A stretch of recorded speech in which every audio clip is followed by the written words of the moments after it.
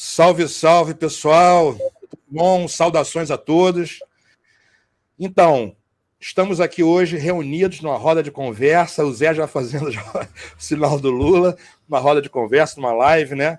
Contando com a presença dos queridos Leonardo Stolpo, Leonardo Bastos, da TV Repensar, e do Zé Gustavo e de mim, que a gente vai bater um papo hoje sobre o resultado das eleições, sobre a situação atual, né, a temperatura, né, do Brasil aqui na política, nas ruas, e sobre uma questão do porvir também, né, que muitas pessoas estão aí apreensivas, algumas, né, e outras não, outras menos.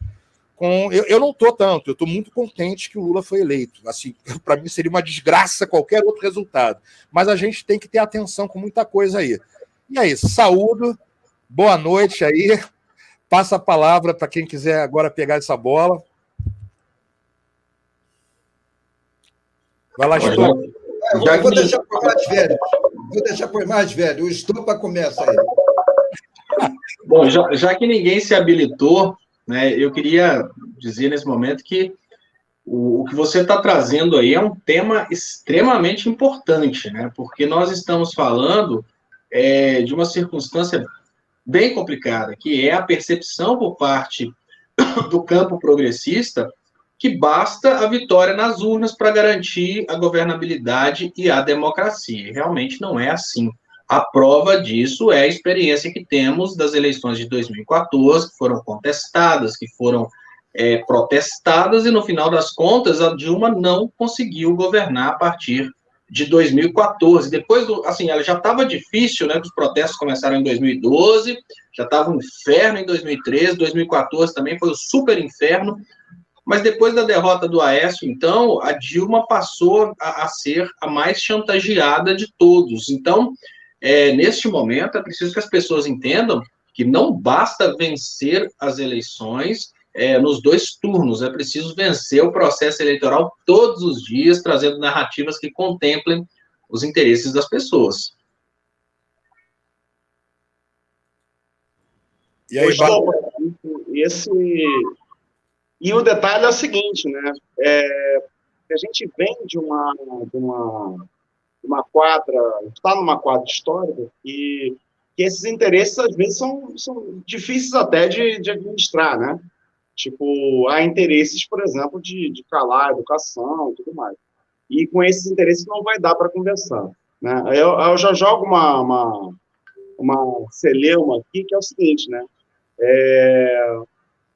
A pergunta que fica no ar nessa semana, e que, para mim, eu estou muito tranquilo com isso, ao contrário de outros militantes, mas assim, o papel do Alckmin, né, nessa história, o papel da direita liberal nessa história, né, e como vai se lidar com as pautas conservadoras de costumes, né, se a gente quiser ser educado.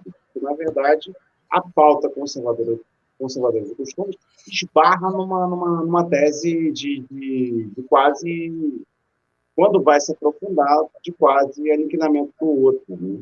A verdade é essa. Acho que a imprensa naturalizou a expressão pauta de costumes e não é bem assim, né?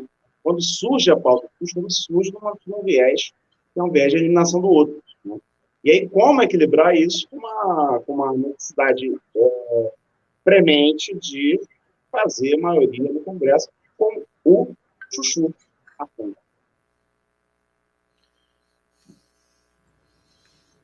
Bastos, você vai se denunciar como mais velho agora, afinal, ou não?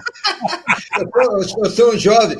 Aliás, o idoso, né, é um jovem que deu certo, né? Então, mas eu não sou idoso, com 62 anos, não me considero idoso. Então é o seguinte, a minha preocupação, eu tenho várias preocupações, né, pelo que está ocorrendo aí. Eu tenho uma certa garantia, até por eu ter sido, eu sou um ex-militar, né, da reserva, e olha, eu servi na época da ditadura militar, né, oficial. Olha só que contraste, né? E hoje militante, né, cara, da CUT, petista e tudo. E eu servi na época da ditadura militar. E aí, eu estive vendo numa coluna no Globo, sinceramente, eu não me lembro se foi a Bela Megali, não sei se foi o o Lauro Jardim, não sei. Não me lembro que eu olhei muito, então acabo confundindo, né, os fatos. Mas o milagre eu vi. O santo que eu não estou reconhecendo o santo. É o seguinte, o Bolsonaro tentou fazer o golpe logo no primeiro turno com as 3 Forças Armadas. E segundo informação de lá, as fontes dele lá, uma força não aceitou. Não, uma força queria, as outras 2 não. Então, brecaram o golpe. Então, dessa força que tinha, vamos dizer, aceitado o golpe, e o golpe foi um negócio assim, vai ser um negócio tão ridículo, o golpe que o Bolsonaro queria dar. O Bolsonaro reuniu as Forças Armadas, queria contestar a liberdade do Lula. É mole? Queria contestar a liberdade do Lula. Uma das forças pressionou, aceitou. As outras 2 pressionaram, não aceitou. Então, o golpe flopou, né? Esse golpe. E vocês podem notar que não tem Forças Armadas. As Forças Armadas não entraram. O que está entrando são forças auxiliares. É por isso a Rodoviária Federal, que foi a polícia que mais o Bolsonaro liberou grana, né? Colocou um marginal como diretor. Por que eu digo marginal? O cara tem 8 processos, cara. O Bolsonaro botou sigilo na vida. Você não pode pesquisar a vida do diretor-geral da Polícia Federal, desde julho do ano passado. Então, ele tem 100 anos de sigilo. O cara tem 8 inquéritos, inclusive agressão, ameaça de morte, um monte de coisa, da época da década de 90. Então, o cara foi colocado lá, alçado pelo Flávio Bolsonaro. Resultado, fez esse conluio, que, segundo o Lauro Jardim, a reunião para aquele golpe no Nordeste começou dia 19 no Palácio da Alvorada, né? Tá, é fato, teve a reunião ali e arrumaram. E quando dizem, porque aquilo é fato normal, não é fato normal.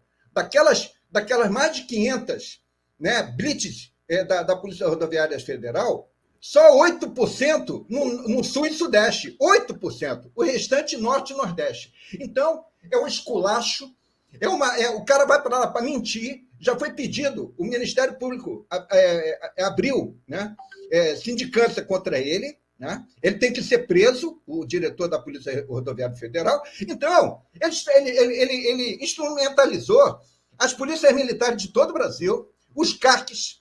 Os CACs estão matando na rua. Teve um CAC que agora matou 2 pessoas. A menina morreu anteontem, de 12 anos. Então, o negócio está feio a coisa. Agora, as Forças Armadas não compraram barulho. Vocês podem notar que até chutaram o Bolsonaro, né, cara, para fora, né? É hilário, né?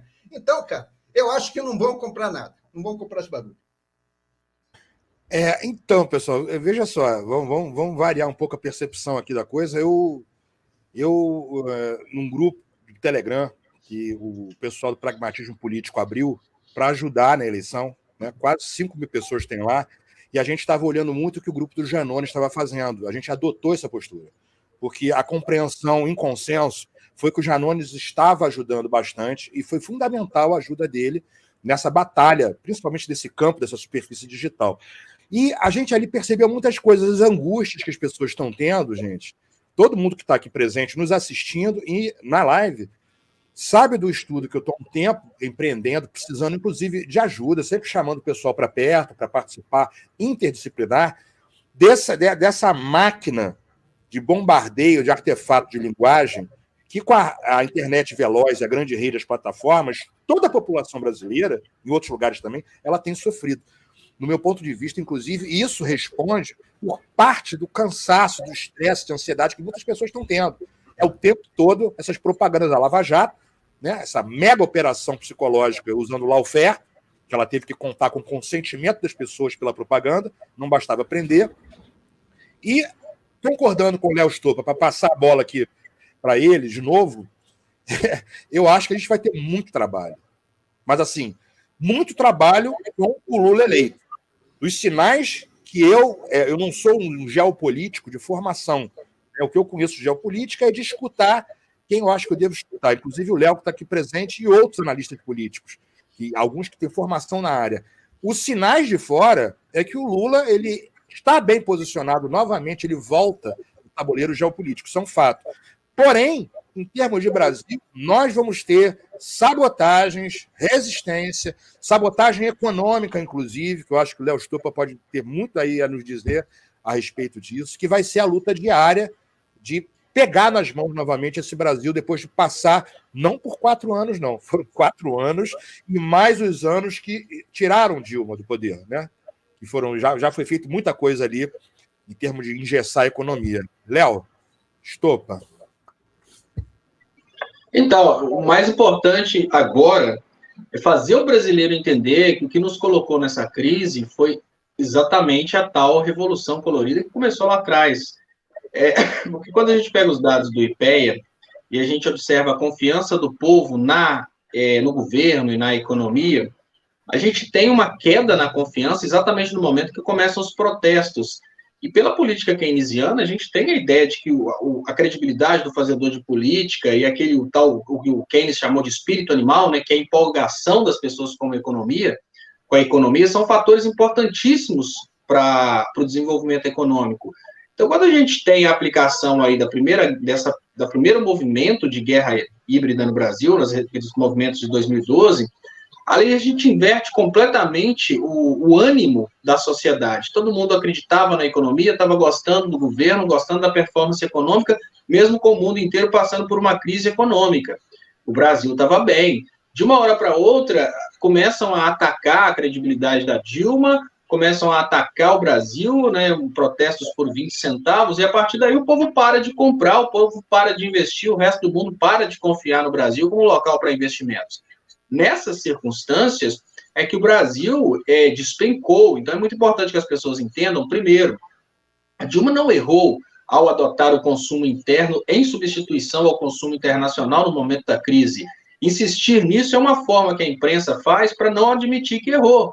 Olha, eu não posso admitir que eu cometi um erro contra a Dilma, então eu preciso insistir que a Dilma adotou uma política econômica errada. Gente, olha, o mundo inteiro estava fazendo tentativas. A Grécia estava passando fome, vamos cair na real. Enquanto o Brasil estava com a economia bombando, a Europa estava parada, a Grécia passando fome, Estados Unidos lá com a economia explodida e o Brasil bem demais.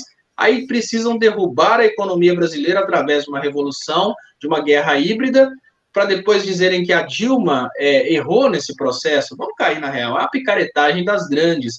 E se nós não tivermos hoje essa dignidade para retificarmos isso, porque, olha, qual que é a pedra no sapato do Partido dos Trabalhadores? A ideia de que o governo Dilma quebrou o Brasil.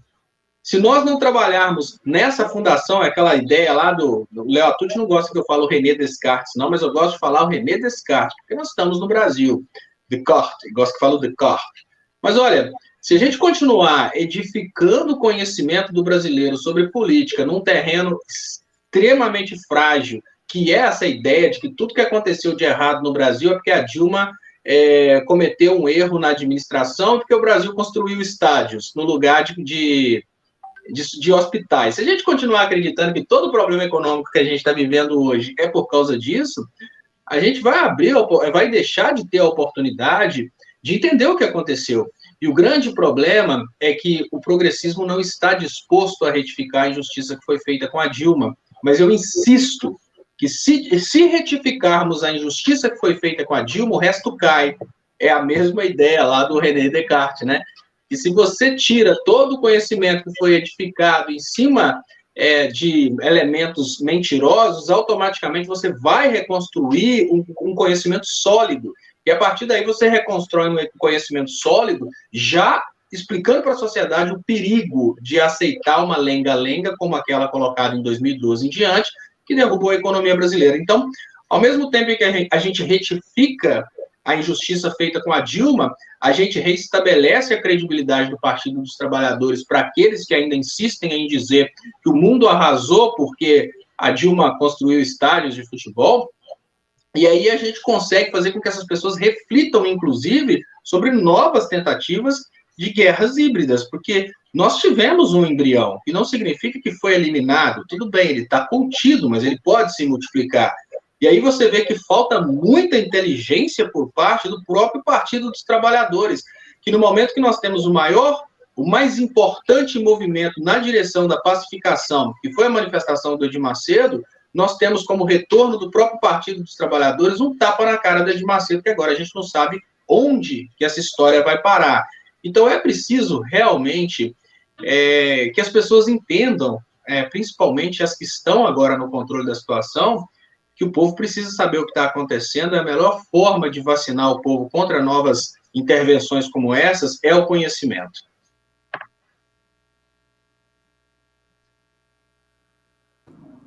E aí? Alguém quer falar? Quer pegar a bola para o Léo?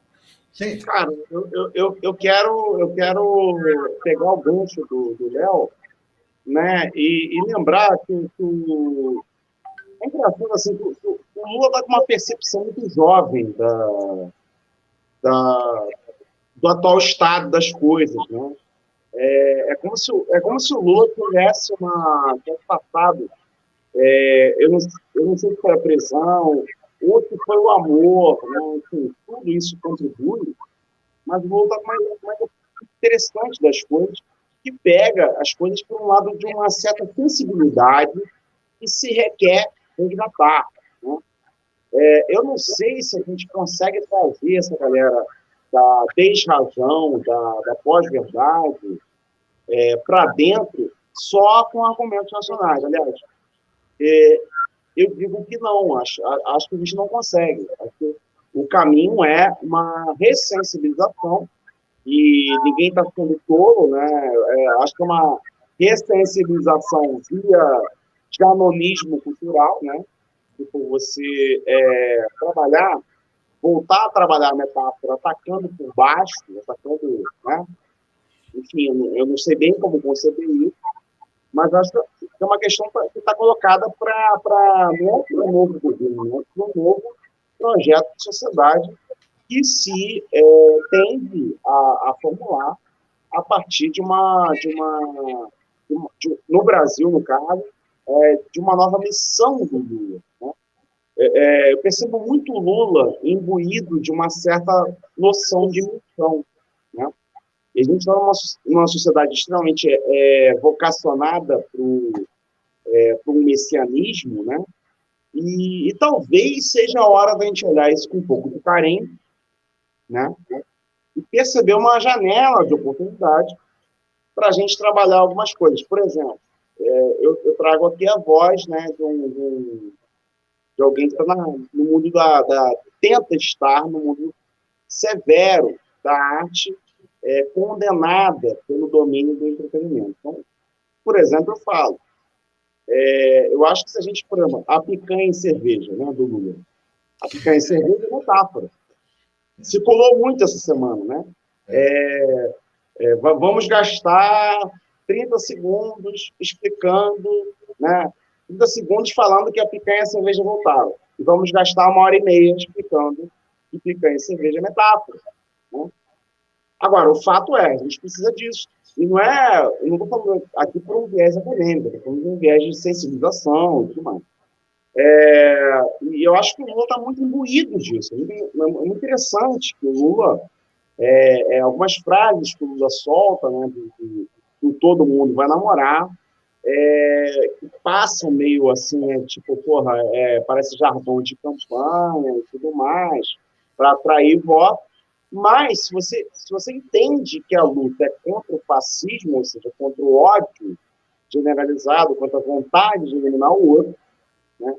A proposta de amor é uma proposta que não é um amor romântico e alienado, nada disso. Assim. É um amor, né? Que é um amor construtivo e de propósito de você pensar uma nova sociedade com configurações negociadas de reestabelecimento de contato, né? A gente pensar num estágio do capitalismo em que a noção de contato se perde um pouco, a noção de núcleo de trabalho, né? A coisa virtualiza, para o bem e para o mal, principalmente para o mal, né? E a gente vai ter que lidar com essa sociedade, né? Como atrair, por exemplo, né? Eu estou falando de amor aqui, mas eu acho que faz parte.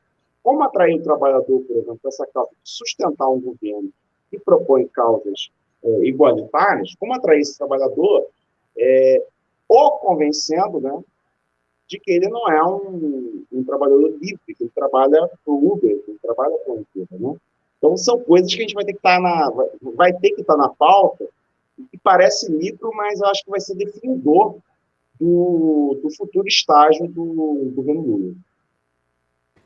O Bastos, Sim. só rapidinho, eu posso furar aqui, ó, o meu cartão de idoso aqui?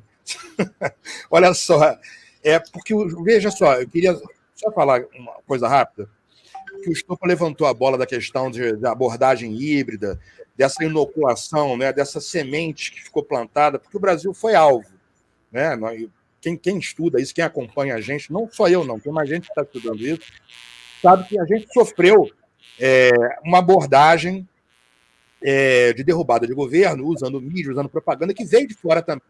Só que tem um problema aí, realmente, entendeu? Que ele se desdobra em duas questões. Uma, o fato do Brasil agora estar com o Lula eleito e tal, não quer dizer que esse tipo de tentativa de desestabilização do poder não possa ocorrer internamente. O conceito de guerra híbrida, o fenômeno, ele é multifacetado. Por isso que eu sempre recomendo que as pessoas que vão estudar tenham muita paciência, leiam os manuais militares que têm disso, depois leiam o pessoal das ciências humanas para refletir o quanto varia a demografia-alvo e pode haver lutas internas. O outro ponto, antes de passar a bola para tu, Baixo, é o seguinte: novamente, o que a gente está cansado de falar, e eu vou repetir quantas vezes for necessário e convidar quantas vezes for preciso para a gente estudar junto isso, aprofundar. A internet veloz, né? Essa grande rede que agora nós temos, onde vamos ter cada vez mais inteligência artificial entrando nos artefatos, né? Os discursos amplificados na internet, nos dutos, nas plataformas, discurso, imagem, fala e escrita. Isso é uma realidade. Isso impacta no psiquismo, né? Para a gente ter estudos seguros, como a gente gosta de ter, acadêmicos e tal, vai demorar um pouco ainda. A gente está melhorando. Mas essa realidade já existe. É necessário todo investimento também nesse campo para que o conhecimento sobre o que ocorreu, o que nós vivemos hoje, para fechar de uma vez por todas a minha leitura, sem receio de poder estar equivocado em algo. É a minha leitura, todo pensamento é um risco. Tivemos, antes da eleição, uma semana, Roberto Jefferson, 50 tiros de fuzil, uma granada, não morreu ninguém.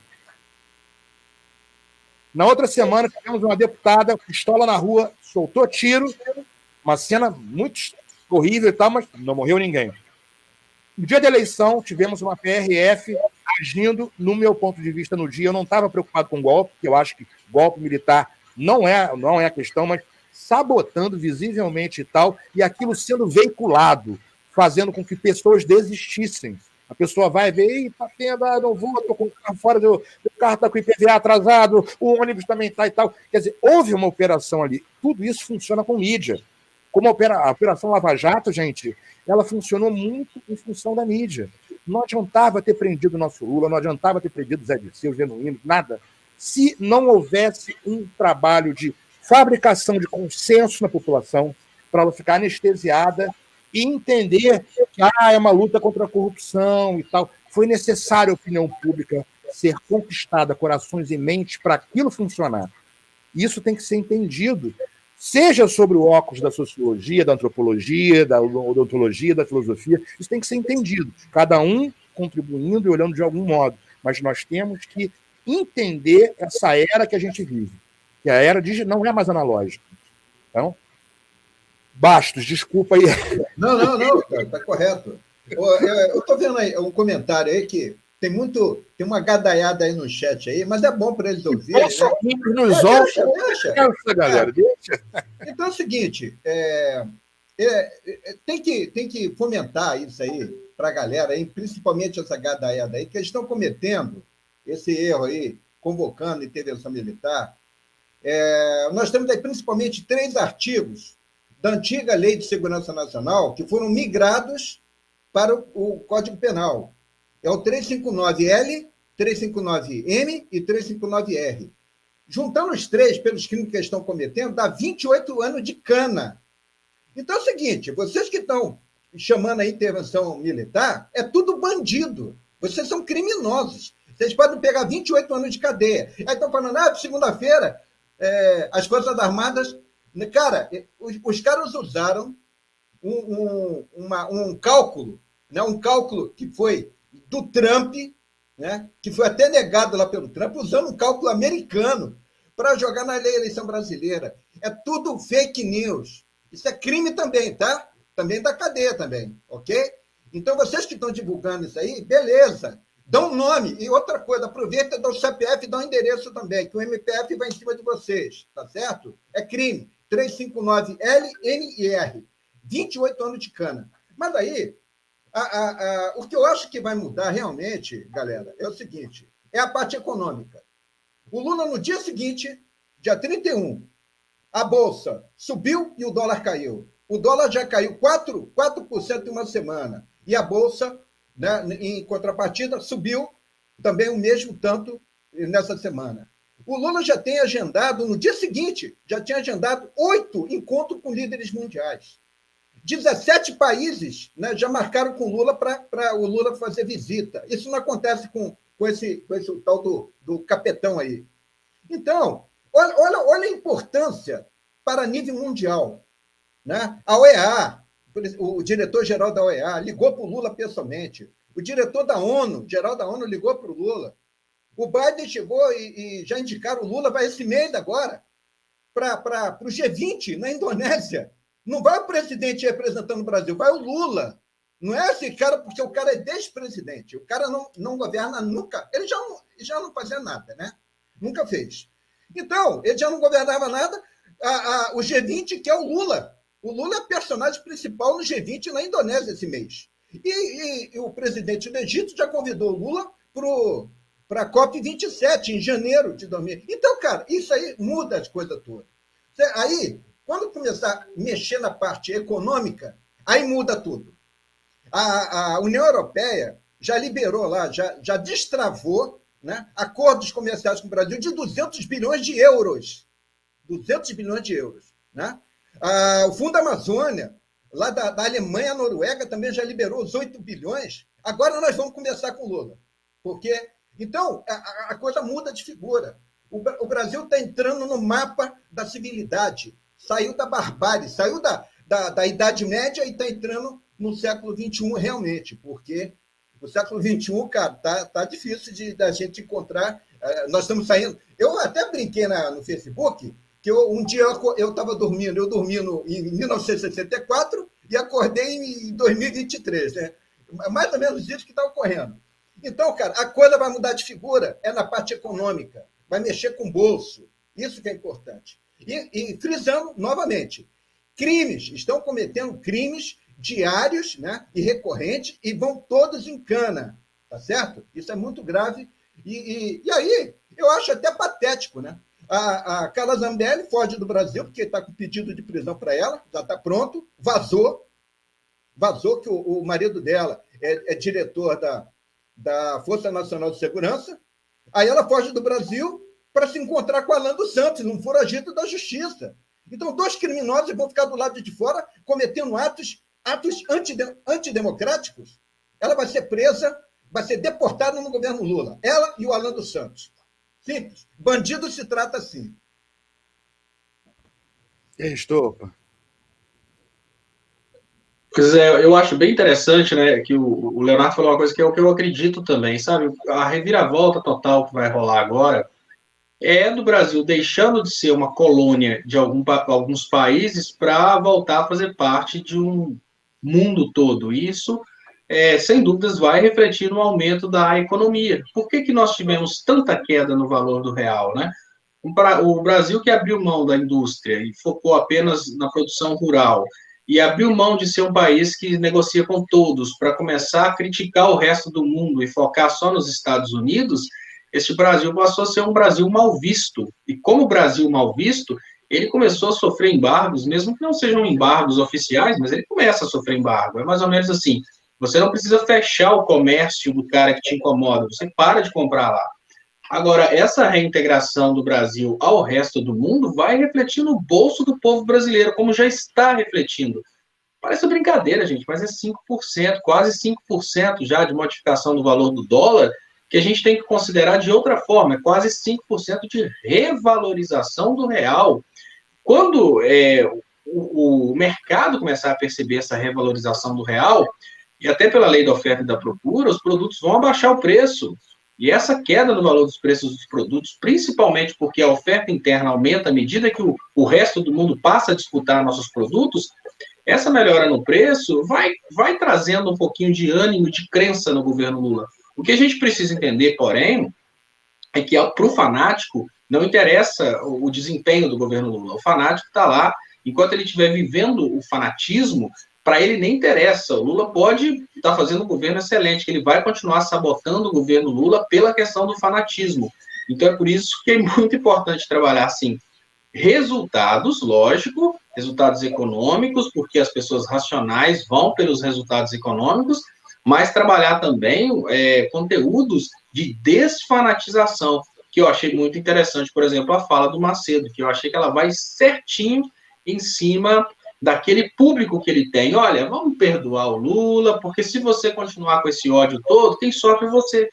Então, temos que trabalhar esses elementos de desfanatização, reintegrar o povo brasileiro, para o povo brasileiro voltar a ser povo brasileiro, e não brasileiro de direita e brasileiro de esquerda, e a partir daí bola para frente, porque como o Leonardo falou também, eu acho que agora não é questão de censura, é questão de proteção nacional. A China não permite que pessoas como Carla Zambelli e Alan dos Santos coloquem em jogo a segurança interna da China.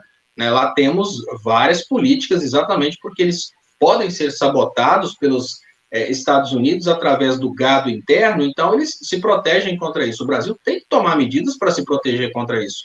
Então, a questão de bloquear, né, no primeiro momento, bloquear o conteúdo perigoso que vem da Zambelli e do Alan dos Santos, é uma questão de segurança nacional, não tem nem que passar pelo Lula, o STF já tem que fazer isso agora, até para que a gente não comece a viver essa utilização de novos mecanismos de desestabilização econômica. Agora, acabando essa superproteção que tanto o Alan dos Santos quanto a Carla Zambelli possuem, em função de serem aí, né, os capachos do governo Bolsonaro que está acabando, eles precisam sim responder pelos seus processos aqui no Brasil, serem condenados pelo que eles fizeram. A Carla Zambelli não fugiu só porque ela sacou uma arma durante o processo eleitoral, ela fugiu porque tem muita coisa que vai aparecer depois que acabar o sigilo de 100 anos. Do sigilo de 100 anos está há meses de acabar. Então, tem muita gente desesperada, natural. Mas que eles serão entregues de volta para nós, serão sim, porque o brasileiro vai querer ver essas pessoas presas. Só um minutinho, rapidinho aqui.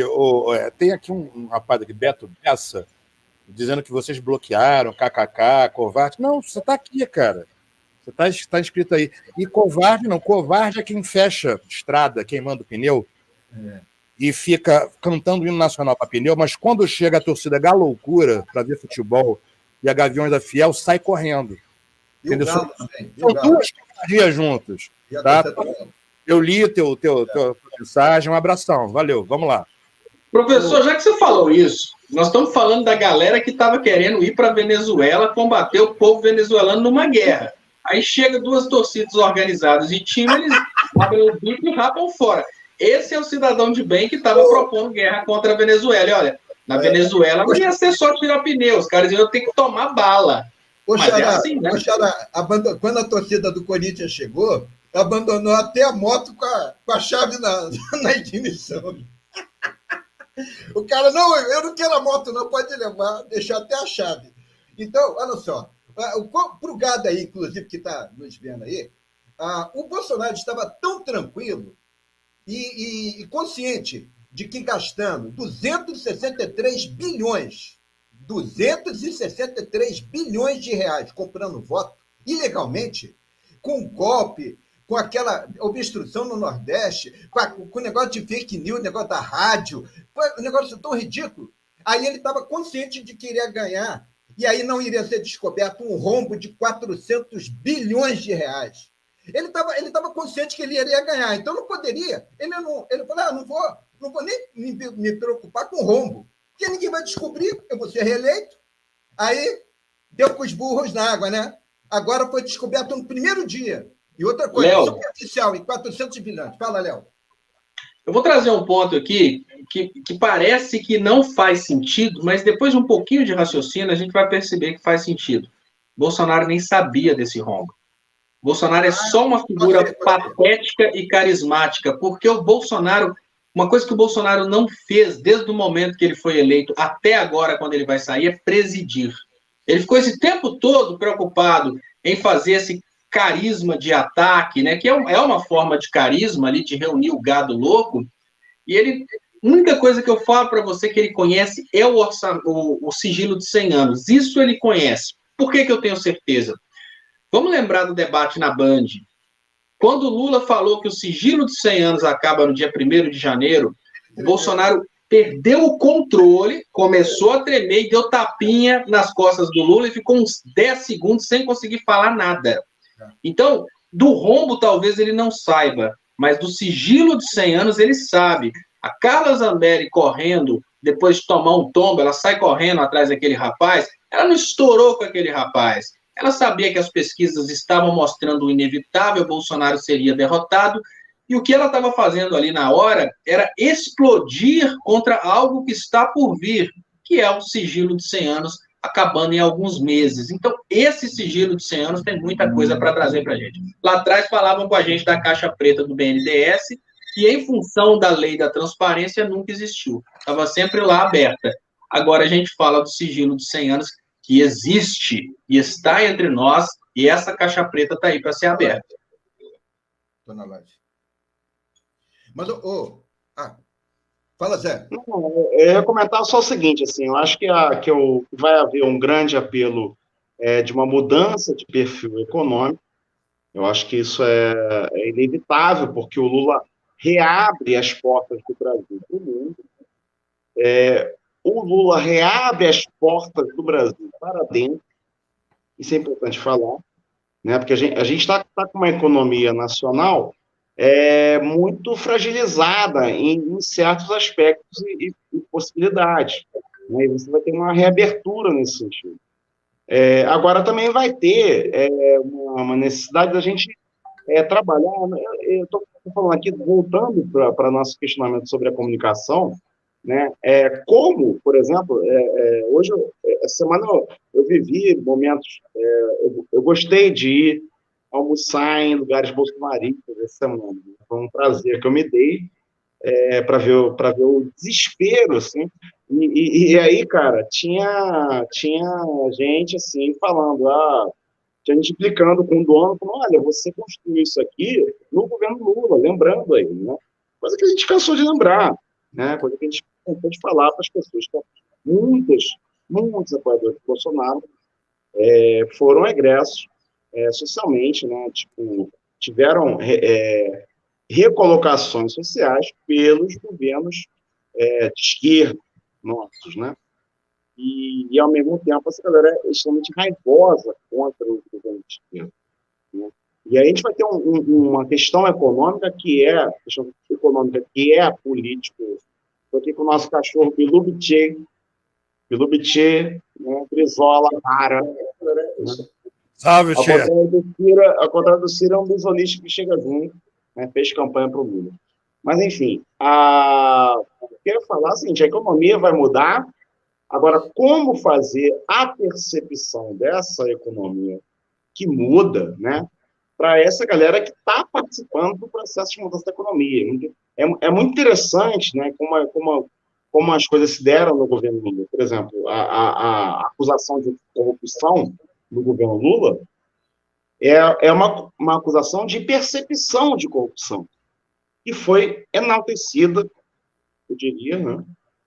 A percepção foi enaltecida e foi supervalorizada a percepção de corrupção no governo Lula, porque você teve, de fato, um reaparelhamento, e não para proteger, mas da Polícia Federal e de todos os órgãos de controle. Então, assim, o Lula tentou falar disso, mas a gente percebia, inclusive, que o Lula ficava irritado, né?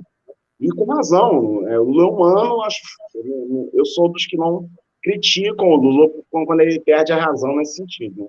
Porque é muito revoltante mesmo, né? A corrupção no governo Lula, nos governos do PT, aparece porque você tem todo um reaparelhamento do Estado para fiscalizar a corrupção. E aí é tipo uma coisa que se autodestrói, né? E a gente tem que tentar, né? E eu não sei nem como abordar bem isso, porque, enfim, sem qualquer vírgula autoritária, mas o fato é de como fazer a percepção, de como fazer a melhoria se transformar em percepção da melhoria, né? Por isso que eu falo que isso passa por uma certa sensibilidade social, né? E embasamento de trabalho militante, né? E como fazer isso dentro de um governo com concepções que vai ter ali o dedo do chuchu, o dedo... E tem que ter, tá? Estou aqui falando abertamente. Eu sou um defensor, né? Assim, digo isso aqui sem medo de errar. Assim. Eu acho que o Alckmin, né, tem um papel a desempenhar fundamental. Fundamental. Né? Eu acho que o Lula, essa semana, solta o Alckmin para desempenhar esse papel.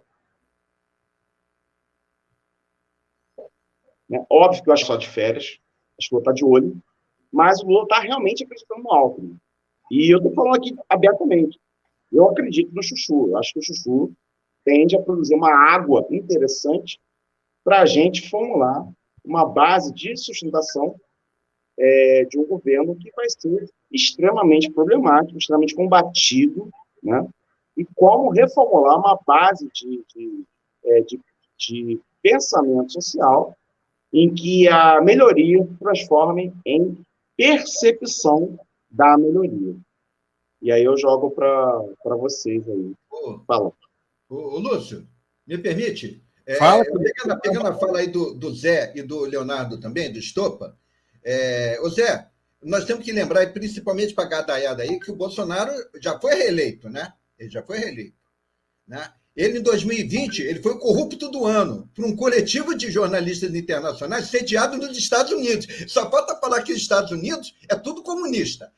E o Bolsonaro foi reeleito em 2021, o maior corrupto do ano. Essa percepção de corrupção, 2020 e 2021, o Bolsonaro foi reeleito, galera. Foi reeleito corrupto do ano. E esse ano ele vai ser 3 vezes, né? 3 vezes corrupto do ano. E, aproveitando a fala do Léo, eu acho também que ele não sabe de nada, o Léo. O cara, ele não sabia o que era o Pix. Quando um cara da gadaiada lá do Cercadinho perguntou para ele o que era o Pix. Obrigado pelo Pix. Aí ele, o Pix? Porque a aviação a aviação, né? O avião tem que ter um aparelho de precisão. Aí o cara não entendeu nada, né, cara? Mas eu não sei do que está falando. Ele, o que é o Pix? Ele não sabia o que era o Pix. Ele não sabe de nada. De nada, absolutamente nada. Eu não vou falar nem pela esfera, né, do iletrado. O cara não tem 500 palavras no vocabulário. Teve um cara que ofereceu lá no Cercadinho, ofereceu um livro para ele, de hortifruti granjeiro. Ele perguntou, o que é isso? É impressionante, bicho. O cara não sabe o que é hortifruti granjeiro. Então, Léo, eu também vou por essa tua hipótese. O TCU, agora, antes das eleições, descobriu que do orçamento secreto, 263 milhões foram para obras que não existem nem projeto. Então, o dinheiro sumiu, 263 milhões. Qual foi o projeto? Não tem projeto, cara. Então não tem obra. O Bolsonaro foi em Guaíba não, em Bagé, foi inaugurar uma escola. A escola não existia. Então, aí ele ficou... E Bagé é governado, o prefeito de lá, do PT. Foi tão patético, cara. Chega lá aquela equipe, gastou dinheiro público, viajando, foi para Bagé, cadê a escola? Não existe. Cara, é triste e chega a ser cômico. Tudo isso. Bastos, pessoal, no debate, qual foi o debate a pergunta que o Lula fez sobre quantas universidades, quantos... Ele perguntou quantas universidades tinha construído.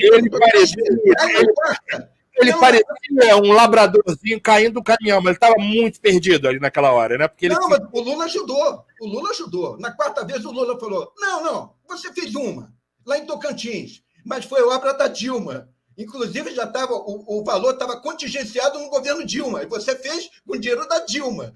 É a única que você fez. Pô, daí desmonta, cara, desmonta. Parecia o Onyx Lorenzoni, né, cara? No debate, né, cara? Virou piada, né? Virou meme. para circular rapidinho, né, Estopa? Bem rapidinho. Queria só lembrar de uma coisa, que inclusive foi o Léo Estopa que falou, para pontuar de novo, porque tem uma galera muito divertida. Estopa, eu vou te falar. Eu, às vezes, tenho um pouco de inveja, que tem um gado de estimação, que eles são apaixonados por você. Mas eles estão numa euforia aqui, e eles são divertidos. Tem um que repete a mesma coisa aqui. Vocês são covardes, vocês são covardes. Só fala isso, vocês são covardes. Voltando. Gente, uma coisa séria, novamente, é leitura. Não se esqueçam, quando a gente fica falando negócio do ódio, da figura do Bolsonaro e tal, essa é a minha leitura. O Aécio, em 2014, quando naquela viradinha da contagem de votos ele perde para Dilma, ele dispara uma campanha dele de ódio pessoal com a figura dele, absolutamente avassaladora, que influenciou, inclusive, nas ruas, no ano seguinte, aquele fenômeno das camisas amarelas. Então, não esqueçamos disso. Por que eu pontuo isso? Porque eu não descarto a hipótese, não tenho bola de cristal, nem quero ter, o Cíclope que tinha essa maldição ao contrário, né? Ele podia ver o futuro menos o dia da morte dele, né? O Ciclope, né? De que esse cara possa ser até esvaziado, eles arrumarem uma outra, porque o problema é a extrema-direita. Para mim, não é bolsonarismo, é a extrema-direita. Ele poder ser até esvaziado e entrar uma outra figura no lugar. Quem sabe até. Estopa, vai. Olha, eu, por coerência histórica, né, inclusive até uma denúncia feita pelo Nicolau Maquiavel, que muitas pessoas acham que ele escreveu para ensinar o príncipe a ser maligno, mas não, né, o príncipe já sabia ser maligno, ele escreveu para ver se as pessoas compreendiam quais eram as estratégias dos príncipes. E uma delas é, quando um príncipe toma um principado, ele aniquila toda a família do príncipe anterior. Porque, obviamente, quando ele se torna um tirano, o povo tende a clamar pelo antigo príncipe, então é a hora que ele cai. Então, na política, a gente vê essas coisas acontecerem constantemente. No momento em que os políticos tiveram condições de desestabilizar o Lula, eles colocaram o Lula na cadeia, porque a morte hoje não é, né, julgar de avião como alguns políticos caíram, né? A morte pode ser colocar na cadeia para o cara ficar lá impossibilitado de atender o povo quando o povo começa a passar fome e grita, precisamos de um outro dirigente, do antigo, do que deu certo. Olha, o ódio, ele também tem mercado, não é só a necessidade de construção, de matar a fome, não, o ódio também tem mercado. E esse mercado do ódio, ele é extremamente disputado, ele dá mais resultado que o mercado da sanidade. Prova disso é que Bolsonaro tem tido uma capacidade gigantesca de eleger pessoas. Ele não conseguiu se eleger, mas ele conseguiu colocar pessoas no Senado, ele e essa ideologia de ódio conseguiram fazer senadores e deputados e governadores ao redor do Brasil. Então, ele é um político muito importante, exatamente por continuar sendo esse símbolo do ódio nacional. Eu imagino que ele será retirado da política, e para retirar ele da política é fácil, é só tocar os processos para frente. Então, eu não acredito que o Bolsonaro sobreviva, não. Não porque o bolsonarismo acabaria, mas porque o Bolsonaro é um símbolo importante do ódio, é um símbolo importante desse sentimento de materializar tudo pela raiva, pelo ódio e tal, e que outras pessoas estão querendo essas funções, né? Quando me perguntaram, você acha que a Carla Zambelli vai presa? Eu perguntei, depende da influência do suplente.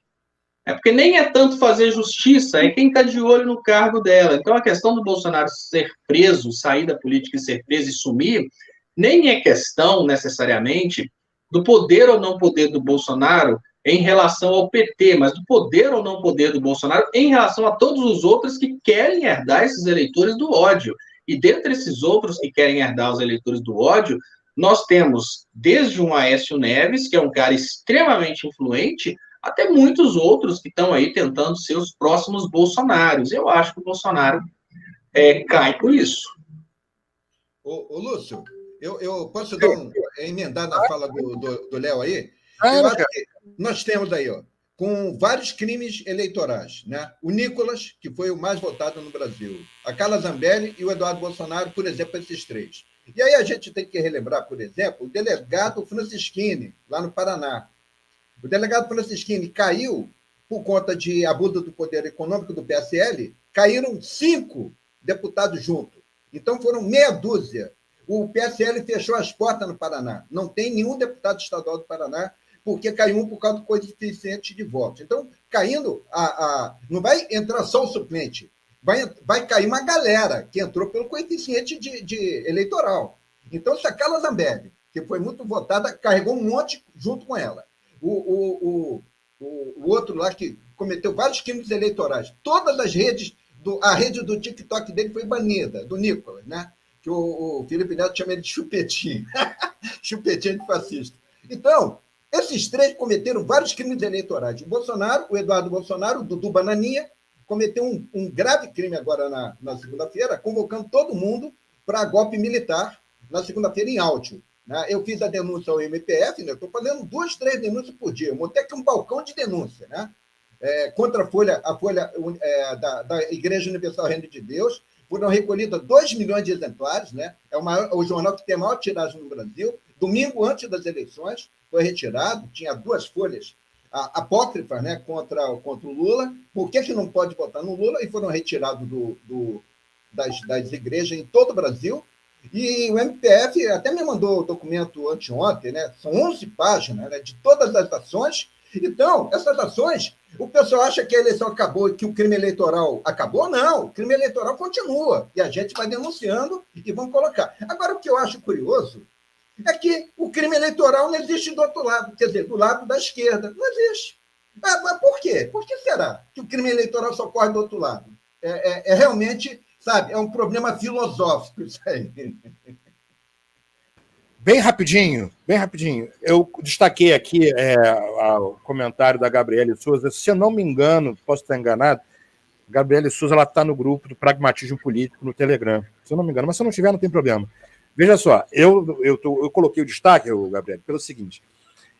A gente está lidando com uma coisa nova, como a gente está falando, esse fenômeno, o impacto, linguagens, mentes individuais e coletivas. Em relação a fake news, tem um problema que o Pedro, na live que eu estava anteriormente, falou uma coisa muito legal. Eu não tinha pensado nisso. Das fake news como fazendo parte de uma realidade de verdade.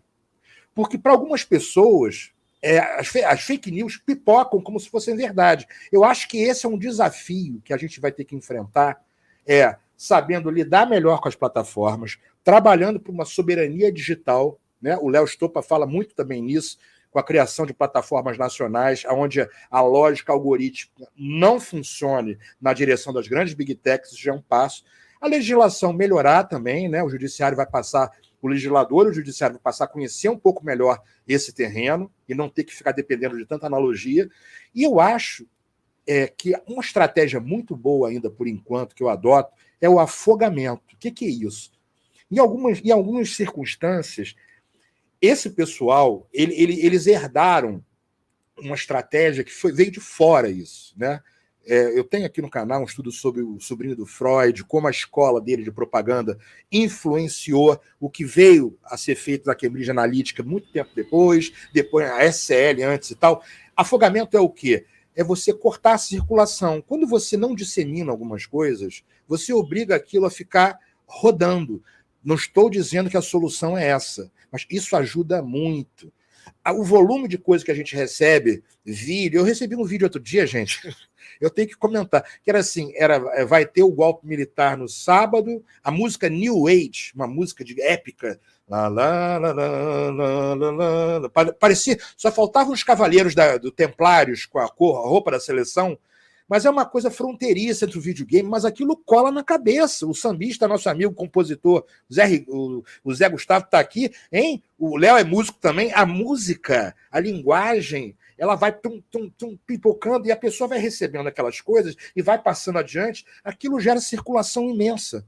E vai parar, às vezes, na cabeça de alguém que vai ficar numa dúvida em relação a uma notícia, em relação a uma mensagem.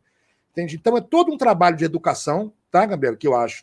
A gente vai meter a mão na massa, isso é educação digital, estratégia um pouco e soberania digital.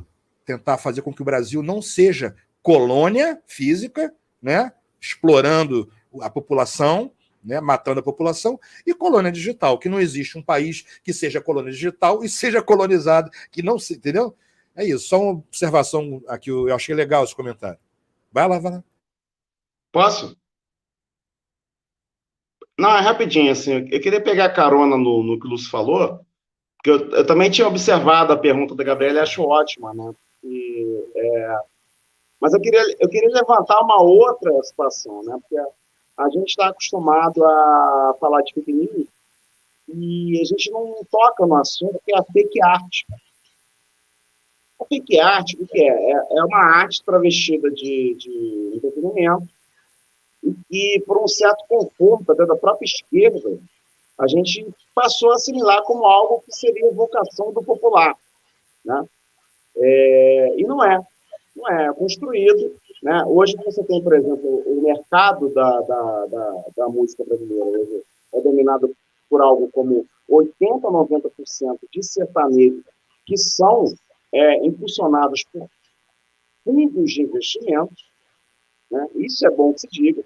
E você tem uma parte da esquerda que acha que isso é normal, né? Do tipo assim, não, o povo gosta. Não, o povo não gosta, o povo está habituado àquele negócio, a gente vai ter que voltar a discutir essas coisas, né? E por que eu estou falando disso? Porque, na verdade, isso passa por um projeto que eu vinha falando antes, eu faço o papel chato que o Felipe faz na comunicação, eu faço na questão da arte.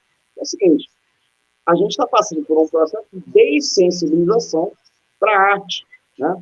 Sendo que a gente passa por isso ainda tendo Chico Buarque vivo, Gilberto Gil vivos, né? Como é que vai ser daqui a 15 anos? Esses caras vão morrer, né? Como é que vai ser daqui a 15 anos? Né? Aquilo que parte da esquerda fala, nós temos fulano, nós temos Geraldo Azevedo. Hoje as condições de produção da música e de qualquer arte, né? São outras, né? E que estão na base que eu também chamaria de uma fake art, né? de uma falsa estética e que foi propulsionar a estética do bolsofascismo, que chama de bolsofascismo. Vários nomes podem surgir, talvez a gente abandone realmente a figura do Bolsonaro para entender isso, tomara, eu todos. Eu acho que a presença, voltando à seara política mais dura, eu acho que a presença de vários filhos, eu diria que inibe um pouco uma interpretação, ao meu ver, de que o Bolsonaro some. Eu acho que o Bolsonaro se torna, na história brasileira, uma figura assim, lendária da extrema-direita. Eu acho que interessa, inclusive, a extrema-direita que o Bolsonaro morra o quanto antes. Os filhos herdem isso, herdem o nome. Mas o Bolsonaro é uma figura muito fraca, né? Ele falou disso, a figura é extremamente incompetente, inapetente. Né? Agora, os filhos são um pouco melhores ao formular o mal do que ele. O Carluxo é melhor ao formular o mal do que ele. O Flávio é melhor ao formular o mal do que o próprio pai. Então, assim, deixando o último recado, eu acho, para mim, assim, o bolsonarismo não morre, porque eu acho que a extrema-direita, no mundo inteiro, ela gosta de figuras carismáticas, especialmente na América Latina, né? Você tem que lembrar aí que Pinochet exerce grande influência no Chile, né? E tudo mais, assim. Então, eu acho que o bolsonarismo permanece, que o bolsonarismo permanece. Agora, obviamente, vai ter herdeiros disputando, né? O partido e tudo mais.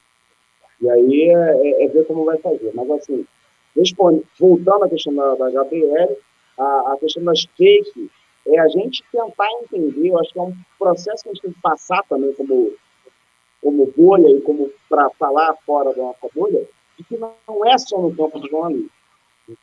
Eu acho que a gente vai ter que recriar o campo do jornalismo, valorizar o campo do jornalismo. Acho que a gente vai ter que valorizar o campo da arte, que é extremamente desvalorizada por uma esquerda que se habituou a aderir, né? Aderir como processos populares, o que não é popular, o que é só demanda de um mercado que vai consumindo tudo, vai tomando tudo.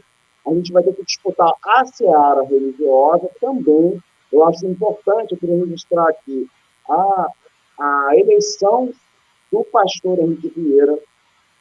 Para mim, a gente está colocando um vírus na Câmara, um vírus nosso, assim, para disputar isso. Fundamental a eleição do pastor Henrique Vieira. E eu acho que o caminho é esse, a gente disputar bases, voltar a formular políticas públicas e voltar a discutir certas questões que a gente abandonou, tipo o que é a indústria cultural. Né? A indústria cultural é, por exemplo, uma das bases das fake news. Né? Então, como é que a gente disputa isso? Né?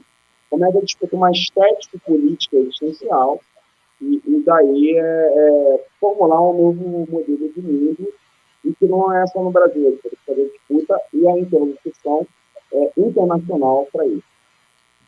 Hein, Lúcio? Só uma sugestão. A gente bateu aqui 1 hora de live. Eu sugiro que a gente parta agora para uma última rodada para a gente fechar. O que vocês acham? Tá joia? Eu já fiz a minha. Perfeito. Hein, Lúcio?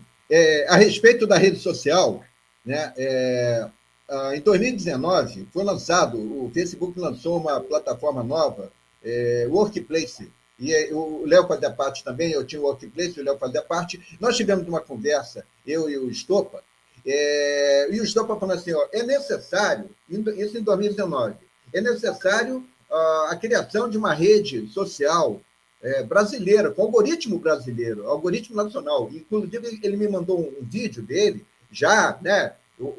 O Estopa tem essa visão assim, né, muito adiantada. Em 2017, já fez um vídeo, ele me mandou um vídeo, né, pelo WhatsApp, de que ele já fomentava isso, tinha que criar uma rede. E acabou criando a rede Tupi. Até perguntaram aí, né, sobre a rede Tupi. Então, é bem isso. E a ideia do Estopa, depois ele pode até explicar melhor, não sei se vai dar tempo, de descentralizar os servidores. Inclusive, eu até usei como piada, porque um dos servidores está debaixo da cama dele.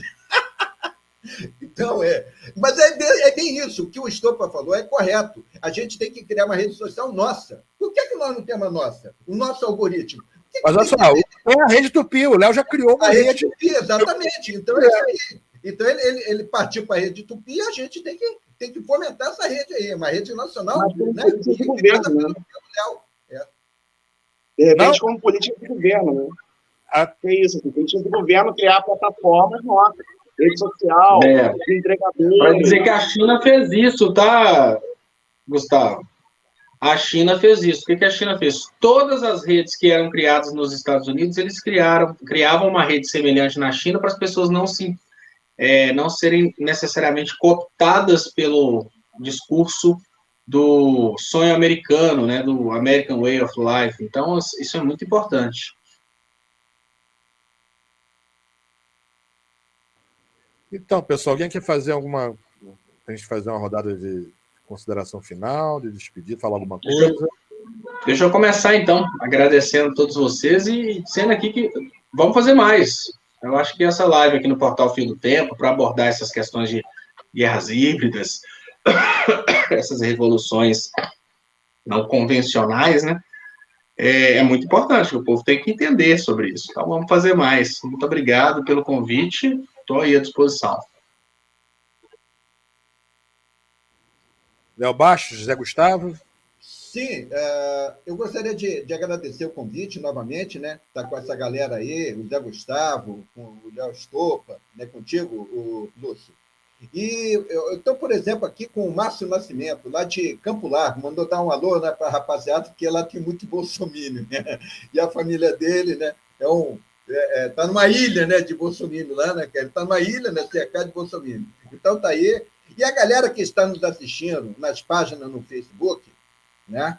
Eu peço que vocês sigam a página, que é importante para aumentar o algoritmo também da página e dessas transmissões, por exemplo. Compartilhem, deixem um like. Porque a esquerda, cara, não é disciplinada nesse ponto. Entrou no canal de esquerda, dá o like. Siga lá o canal do Estopa lá no YouTube. Siga o canal do Lúcio Massafera aqui, que é o Portal Fio do Tempo.